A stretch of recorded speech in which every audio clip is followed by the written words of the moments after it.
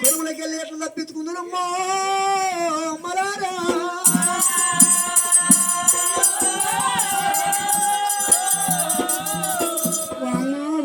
ఓ దేవుడా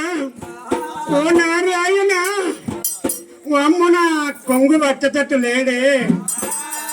ఇంకొక విధానం చేస్తా బయల పచ్చళ్ళు కూర